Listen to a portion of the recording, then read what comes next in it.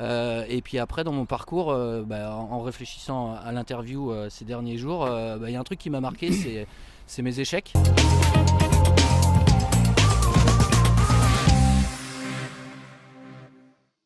Bienvenue dans l'émission Libérez vos talents qui encourage les personnes ordinaires à faire des choses extraordinaires.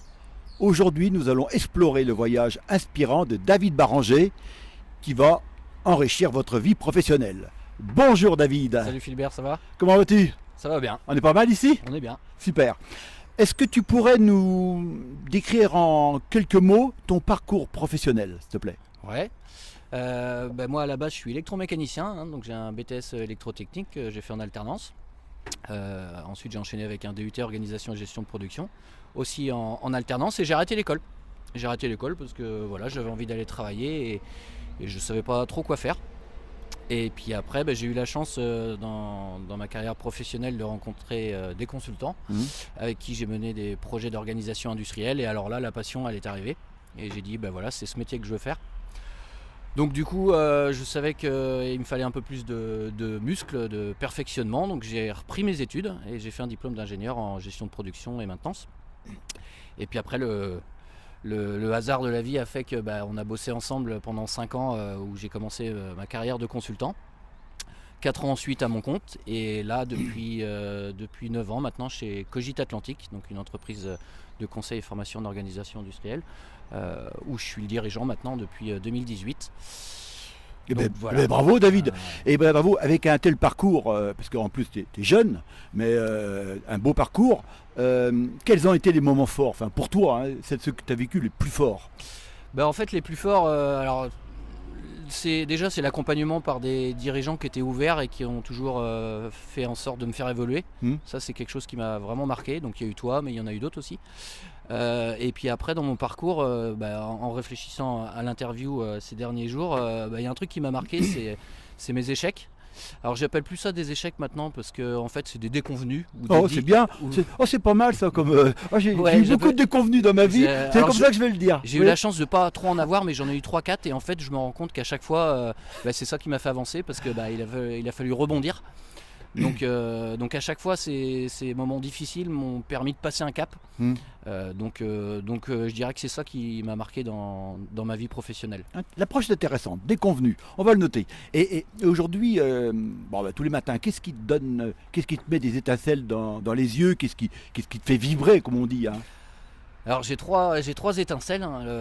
La première, alors moi je fais toute la France. Cogite, on rayonne dans le Grand Ouest, mais on va jusqu'à Perpignan, Lille, Clermont-Ferrand. Donc je fais beaucoup de voitures. Donc la première étincelle, c'est le matin, quand je pars chez mon client, où je me dis j'ai un client qui me fait confiance, il a besoin de moi. Donc ça me motive à me surpasser. Je pense à mon grand-père aussi à ce moment-là, parce que des fois je me dis c'est dur mon travail, mais je me dis qu'à 13 ans mon grand-père qui était marin-pêcheur, à 13 ans il était dans les bateaux à monter en haut des mâts pour hisser les voiles, et je pense à ça. Ça c'est la première étincelle. J'en ai une deuxième, c'est le soir quand je parte chez mon client et que le client il est content et qu'on a fait une bonne journée de travail. Ça c'en est une autre aussi, où je me dis je suis satisfait du travail que j'ai fait, mon client il est content, donc vraiment encore la confiance de mon client. Et puis la troisième, c'est quand je reçois le chèque aussi. Ça c'est sympa quand tu reçois le chèque de ton client. Et c'est là que je vois vraiment, c'est plus qu'une étincelle, ça brille dans ses yeux. C'est avec la lumière, le soleil. Bon, c'est très bien, c'est des bonnes blagues ça, merci. Quel sentiment t'a poussé à partager ce moment avec nous? En fait, faut que les gens y croient en leurs rêves, donc il faut y croire, faut persévérer. Le chemin, comme tu dis, des fois il n'est pas tout tracé, donc des fois il y a des étapes intermédiaires. Des déconvenus. Des déconvenus, c'est ça. Donc faut y croire, faut être focus sur son objectif. Et puis il faut pas hésiter aussi à se faire accompagner, à discuter avec des anciens. Quand je dis anciens, c'est pas péjoratif, au contraire, c'est l'inverse.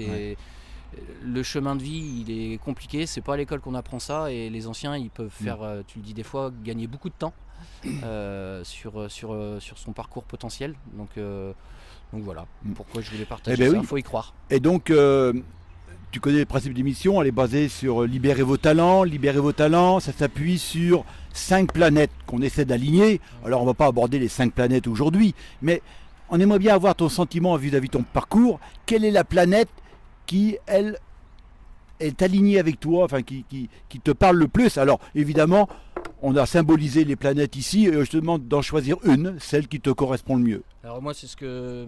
Pour moi, en fait, toutes les planètes... C'est quelle planète déjà que tu fais? La passion. Passion, La merci. passion, sans hésitation. Toutes les planètes me correspondent parce qu'en fait... Redonne. Parce que tu vas les garder, sûr. Ah oui. Toutes les planètes elles me passionnent parce qu'en fait ça résume le parcours de ma vie professionnelle, hein. Enfin, on se connaît depuis toujours. Mais si je devais en retenir une, c'est la passion, parce que c'est ça qui permet de se lever le matin, hein. Mon papa il m'a appris que la vie c'est dur et que tous les matins faut se lever pour aller au boulot, et il m'a appris que quand le réveil il sonne, faut avoir envie d'y aller. Peu importe le métier, que ce soit maçon, boucher, charcutier, consultant, fonctionnaire, n'importe. Mais voilà, la passion pour moi, c'est ce qui fait qu'on tient dans la durée. C'est un bon conseil de ton père. Au passage, je dis bonjour à Jean-Pierre, qui est un ami, son père, et à Isabelle, sa mère. Voilà. Et quel impact tu penses que ça peut avoir, ce partage-là d'expérience auprès de nos auditeurs NTV Média? En fait, c'est pour... moi je suis fils de... Mon père était ouvrier, ma mère était mère au foyer. J'étais bon à l'école. Ma mère a détecté mon potentiel assez tôt. Mais j'étais pas avoué forcément à être dirigeant. Oui. Même si, ma grand-mère m'avait beaucoup inspiré. Mais je trouve ça sympa de partager, parce que ça montre que, comme tu dis, des gens ordinaires, ils peuvent faire des choses extraordinaires.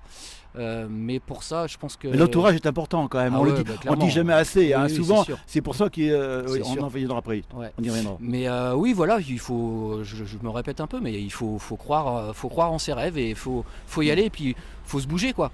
Ça vient pas tout seul, hein, on fait des sacrifices des fois, donc et faut y aller. On le disait tout de suite que l'entourage est important. Tu as parlé de tes parents, tu as parlé de tes grands-parents, hein, et dans dans la vie on fait des rencontres, hein, des fois inspirantes, des bonnes rencontres, impactantes. Toi, quels ont été les modèles ou les personnes qui t'ont inspiré, sans parler de mentor, enfin comme tu veux, mais si, tu peux le dire. Mentor, alors voilà. On va le dire. Les premiers, c'est ma famille. J'ai eu la chance d'être né dans une famille aimante et travailleuse, donc ils m'ont appris la base, hein, les fondations, hein, donc le travail, le courage, le dynamisme. Et beaucoup de valeurs, hein, comme on dit à Normoutier. Hein, très forte, ouais. très forte, ça c'est la base. Et puis après, c'est les opportunités de rencontres professionnelles. Donc il y a eu toi, effectivement, quand j'avais 21 ans. C'est avec toi que j'ai découvert le métier et je me suis dit c'est ce que je veux faire. Ça a été...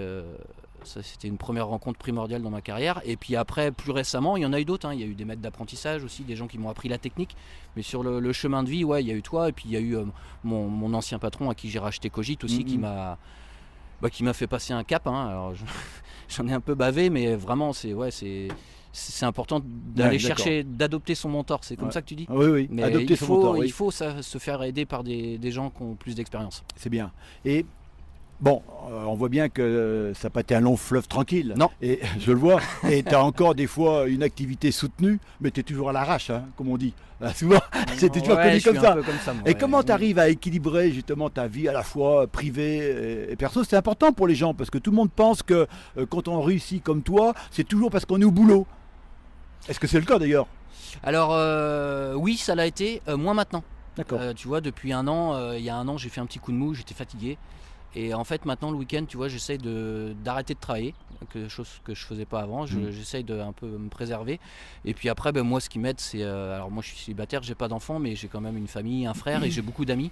Donc moi, c'est ça qui me permet de trouver l'équilibre. Et puis le bénévolat aussi, hein. Alors j'ai été président de club de foot, j'ai fait beaucoup de choses. J'en fais moins maintenant, mais j'ai toujours ce côté bénévolat dans 2 ou 3 associations.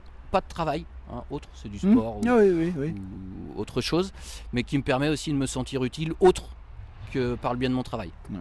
On voit que c'est important, cet équilibre, et chercher autre chose. Ah oui, complètement. Faire cette rupture, hein, c'est vraiment important. Ça fait une bouffée d'air, quoi. Ouais.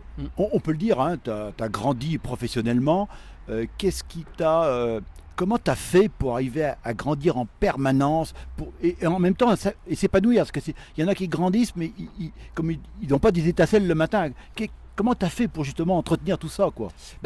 J'ai eu de la chance déjà. J'ai eu de la chance parce qu'à 21 ans, j'ai trouvé mon métier. Le Ouais. potentiel, je l'avais, ma Ouais. mère l'avait détecté. J'ai eu la chance de trouver ma passion assez facilement, hein, ce qui n'est pas forcément le cas pour plein de gens. Mm. Donc ça, moi déjà, là j'ai eu de la Et chance. c'est pour ça qu'on fait cette émission Ouais, d'ailleurs. Hein, pour j'ai eu de la leur- chance. hein. Et puis après, il y a deux choses, hein. Il y a la motivation, hein. Faut se bouger. C'est comment déjà? C'est personne ne le fera à votre place. Oui. Il y a ça, c'est Ouais. le premier point. Faut pas... On peut le redire. Ça c'est le premier point. Puis le deuxième, moi je me suis toujours nourri de gens comme toi, comme mon ancien dirigeant. Sur le parcours de vie, pas forcément les techniques, mais sur le parcours de vie, il faut s'inspirer de personnes plus anciennes, qui ont l'expérience et puis qui ont, comme toi, un peu perdu de temps finalement. Ah oui, beaucoup Et trop même. Voilà, et en fait, il y a des gens justement, ils te disent, ils te guident dans un chemin, mais après il faut le faire soi-même.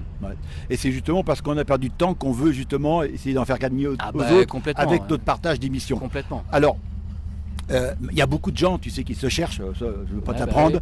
On dit que c'est 8 sur 10, malheureusement, qui veulent se reconvertir, pas forcément changer d'entreprise, mais changer de boulot ou évoluer. Et puis il n'y en a que 2 qui font le pas. Alors, quel conseil que tu pourrais donner aujourd'hui à ceux qui se posent des questions sur le sujet? Déjà, faut en parler. Alors à sa famille, à ses amis, à ses collègues de boulot, à son patron, si on a un patron qui est assez ouvert et puis qui a envie de répondre aux aspirations de ses salariés. Faut pas rester à ruminer. Déjà, ça c'est un premier point. Il y a un deuxième point qui est intéressant dans ton livre. Alors moi j'ai pas fait tout ça parce que j'ai eu la chance de trouver ma passion assez facilement, mais c'est tout ce qui est test là. Je trouve ça vraiment intéressant sur le fait de découvrir des choses sur soi-même. Je pense que ça pourrait être, faut se faire accompagner, et ça je pense que ça peut être quelqu'un qui sait pas par où démarrer. Je pense que ça peut être un bon point de démarrage. Alors ça c'est intéressant que tu le dises, parce que je dis toujours dans l'aliment des planètes, il y en a une qu'il ne faut pas le louper au départ, c'est le potentiel.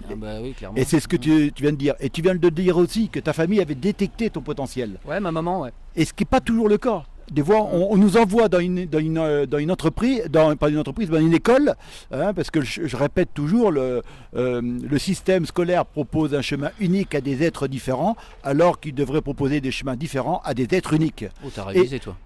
Mais non, c'est parce que c'est aligné avec moi. Non, je plaisante. Mais en tout cas, pour connaître ce potentiel qui n'est pas détecté à l'école, le bilan potentiel est Ouais, je abonné. pense. Comme je vais être honnête avec les téléspectateurs, moi j'ai jamais fait ça parce que j'ai eu la chance de trouver ça. Oui, mais je pense que ça peut être un bon point de démarrage. Ouais. C'est le bon démarrage. Merci pour ça. Alors, l'émission touche à sa fin. S'il y avait le flambeau à passer à une personne, à quelqu'un que tu connais qui a un parcours comme le tien ou atypique, qui mériterait de partager une expérience. Le but, encore une fois, c'est d'enrichir la vie professionnelle de nos auditeurs. Alors j'ai absolument pas prévenu les personnes, donc je sais pas trop. Il y en a beaucoup. Hein. J'ai une amie qui a sa boîte de conseil en ressources humaines. Je pense qu'elle a un parcours qui peut être intéressant. Hein. Elle a commencé comme salariée et puis maintenant elle a une petite boîte de 400 personnes. Donc ça c'est encore des gens entrepreneurs. Après il y a une autre personne que j'ai rencontrée par le biais de Cogit. Je l'ai rencontré 2 fois. Je sais qu'il a commencé technicien de maintenance. Il était accompagné par Cogit à l'époque et aujourd'hui il est directeur monde compétitivité. Mais il faudrait que je lui passe un petit coup de fil avant pour savoir s'il serait intéressé de témoigner. Oh il n'est pas dans le coin. Mais c'est pas grave, tu peux donner les noms. Oui, il s'appelle Noël Breton et je l'ai rencontré 2 fois et c'est quelqu'un qui a eu un parcours comme ça. Il a commencé on est là pour mettre en valeur les personnes ordinaires et qu'on fait des choses ordinaires. Et la fille dont tu parlais c'est une amie à moi et en fait on a les mêmes valeurs. Oui. Et en fait elle a fait un petit peu comme moi. Elle a commencé comme salariée et puis maintenant elle a sa petite boutique de 400 personnes. Et elle s'appelle Marie Trichet. D'accord. Elle est comme toi, elle aime l'échec à la fin de la journée Je sais pas. Bon, d'accord. Je pense que oui. Mais... et si tu avais un message à transmettre aux entreprises pour convaincre leurs collaborateurs de venir participer à une émission comme ça, valoriser leur talent, hein, qu'est-ce que tu leur dirais pour qu'ils participent à ce genre d'émission? Tu parles des entreprises ou Oui, des entreprises, parce qu'ils ont tous des talents cachés, voire ignorés même parfois. Je leur dirais que ce qu'il faut, s'ils ont des talents cachés, pour pouvoir les faire émerger, il faut pas hésiter à avoir ce système de mentorat. Hein, c'est-à-dire qu'il y a des anciens qui, dans 5, 6 ans, 7 ans, ils vont partir. Donc je pense qu'il faut utiliser ces personnes pour former aider, épauler la nouvelle génération. Donc c'est pour ça que cette émission elle est super intéressante. Et puis après, faut aussi, enfin moi je le vois aussi dans ma petite boîte, hein, il y a en bas à droite de la fiche de paye. Ouais, C'est bien sûr. très important, hein, moi je suis assez accroché à ça, mais il faut absolument que les entreprises elles écoutent leurs salariés et qu'elles répondent à leurs aspirations, alors dans un cadre bien sûr, mais il faut vraiment chercher à ce que ces salariés évoluent, parce que si on veut garder les gens, faut les faire évoluer. Donc voilà à peu près pour le message que je dirais aux entreprises et aux différents organismes. Moi, je vais rebondir sur ce que tu as dit sur le mentorat. On a fait une émission avec NTV Média sur le sujet. C'est vrai qu'ils ont dans les entreprises, il y a des mentors, des fois informels comme ça. Ouais. Ces personnes-là, on peut les valoriser. Parfois, bien ils sûr. sont à la limite, c'est des seniors, ils sont à partir à la retraite bientôt. Ils ont un message à transmettre. Comment ils ont fait grandir les juniors. Je pense qu'ils sont bienvenus dans l'émission. Hein. C'est un message que l'on donne à toutes les entreprises. Vous en avez dans vos entreprises. Ah bah oui, c'est sûr. Et puis en plus, moi je suis encore jeune entre guillemets, j'ai à peine 42 ans, mais je vois j'ai un jeune consultant avec moi, qui vient avec moi comme on a fait. Oui. C'est super valorisant parce qu'en fait ça remotive et puis le fait de transmettre son savoir, c'est en fin de carrière, je trouve que c'est la pyramide de Maslow. Hein. Oui. Enfin, voilà. C'est hyper valorisant pour l'ancien, mais aussi pour le jeune parce que il est épaulé, il est guidé quoi. Donc, et puis attention, comme dit Socrate, contrairement à la terre et à l'argent, les connaissances s'accroissent quand on les partage. Exactement. Alors, on va finir sur la célèbre citation de Ralph Waldo Emerson, le philosophe américain, qui dit « N'allez pas là où le chemin peut mener, allez où il n'y a pas de chemin et laissez une trace. » Et puis comme d'habitude, j'ajouterai votre trace. Et je vous dis au revoir pour une prochaine émission et avec une trace inspirante. Merci Fulbert. Merci David.